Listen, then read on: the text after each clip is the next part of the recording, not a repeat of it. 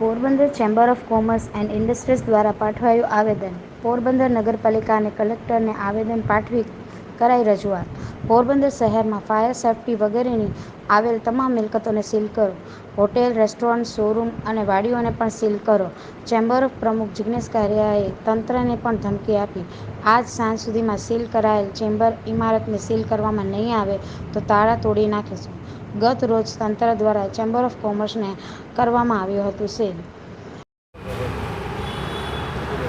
હું જિગ્નેશભાઈ કારિયા પોરબંદર ચેમ્બર ઓફના પ્રમુખ તરીકે જણાવું છું કે ગઈકાલે 31 તારીખે સાંજે 4 વાગે પોરબંદર નગરપાલિકા છાયા નગરપાલિકામાંથી એક્ઝિક્યુટિવ જે છે એન્જિનિયર એ અને પોલીસની ટીમ આવી હતી અને પોરબંદર ચેમ્બર ઓફ કોમર્સનું એ લોકોએ તપાસ કરી કે ભાઈ આમાં ફાયર સેફ્ટીના અને બીજા કોઈ પ્રોબ્લેમ છે કે નહીં.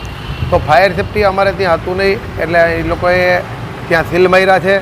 ત્યારે અમે એમને કીધું કે ભાઈ અમે 2-4 દિવસમાં કરાવી લઈએ કામકાજ, પણ એ બાબતનો એને કોઈ જવાબ નથી. તો અમે એને પણ ખાતરી આપી કે જ્યાં સુધી અમે બિરલા હોલમાં કોઈ પણ ફાયર સેફ્ટીનો નિયમ મુજબ કાર્યવાહી ન કરીએ ત્યાં સુધી અમે કોઈને બિરલા હોલ ભાડે નહીં આપીએ, એની અમે તમને ખાતરી આપીએ છીએ. તેમ છતાંય એકના બે ના થયા. ત્યારબાદ નિલેશ વસ્ત્ર ભંડાર છે જે વેપારીની દુકાન છે એના શોરૂમને પણ એ લોકોએ સીલ માર્યું.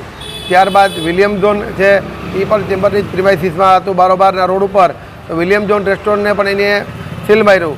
તો ખરેખર પોરબંદરમાં ઘણી વંડી છે, ઘણા રેસ્ટોરન્ટ છે, ઘણી બેન્કો છે, ઘણા શોરૂમ છે. તો ફક્ત ને ફક્ત પોરબંદર ચેમ્બર ઓફ કોમર્સને શું કામ ટાર્ગેટ?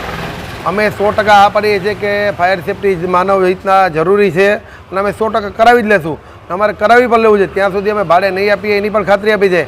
તેમ છતાંય ફક્ત ને ફક્ત રાગદ્રોષ રાખી અને ચેમ્બર ઓફ કોમર્સને ટાર્ગેટ બનાવવામાં આવ્યું હોય તો આવતા દિવસોમાં જો આજના દિવસમાં પોરબંદરની તમામ જે વંડી છે, રેસ્ટોરન્ટ છે અને શોરૂમ છે અને અન્ય જે ફાયર સેફ્ટીના જે નિયમોને અનુસાર નથી એમાં પણ સીલ મારવામાં નહીં આવે તો અમારે ન છૂટકા સાંજ સુધીમાં ચેમ્બર ઓફ કોમર્સના સીલ તોડવામાં આવશે. અમે કાયદા વ્યવસ્થાને અમારા હાથમાં નથી લેવી તેમ છતાં અમારે લેવી ન પડે એ માટે અમે ચીફ ઓફિસર સાહેબને આવેદનપત્ર આપ્યું છે કે આ બાબતે યોગ્ય ઘટતું કરશો. અમે કલેક્ટર સાહેબને પણ અત્યારે આવેદનપત્ર દેવા જઈએ છીએ અને તેમ છતાં અમારી વાતનો નિકાલ નહીં તો સોમવારે પોરબંદર બંધનું અમે એલાન આપશું અને બધા વેપારીઓ ઉગ્ર રજૂઆત કરીને ગાંધી ચિંતા માર્ગે હાલશું અને આ બાબતનો ન્યાય મેળવશું.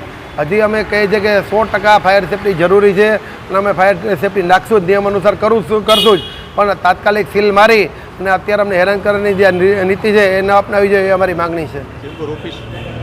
તેમજ ખાસ પોરબંદર ચેમ્બર ઓફ કોમર્સની ઓફિસને પણ સીલ મારી દીધા છે. હવે વહીવટી કામ કોઈ પણ હાલતું હોય તો ન્યાય 2 માણસથી વધારે ન બેસતું હોય, તેમ છતાં એને પણ સીલ મારી દીધા, ગ્રાઉન્ડને પણ સીલ મારી દીધા.